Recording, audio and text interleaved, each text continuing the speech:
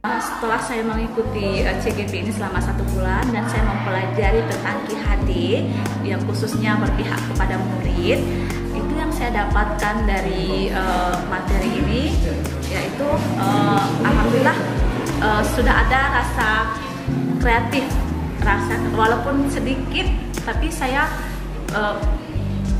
kreatif itu perlu ada, harus ada, apalagi kita berhadapan langsung dengan anak.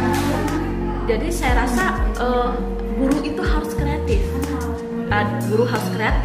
dan guru juga harus bisa memikirkan bagaimana cara membuat anak itu nyaman di sekolah, membuat suasana yang menyenangkan, dan guru juga harus memikirkan metode-metode pengajaran yang baik yang buat anak itu jadi menarik belajarnya. Kita mengajarnya itu tidak boleh kehendak kita, tapi harus mengikuti kehendak anak, dan kita harus lebih berpusat ke anak.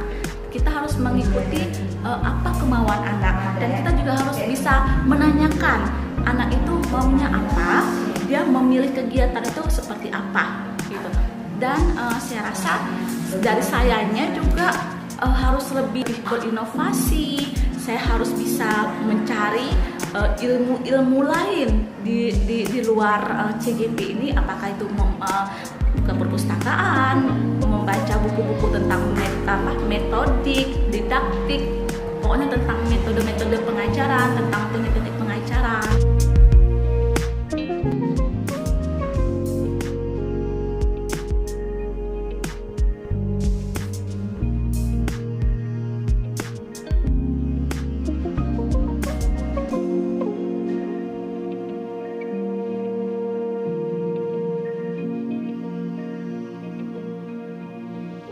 Kelebihan Ibu Siti Satir, kalau di TK Negeri Bogor ini, beliau ingin tahu, mau bekerja, suka membantu teman, apa yang misalnya ibu saya sebagai kepala sekolah dari kabupaten, misalnya ada yang terbaru saya bawa pulang. Beliau sebelum mendapatkan yang terbaru, beliau tidak mau diam, misalnya mau cepat-cepat ingin yang terbaru itu.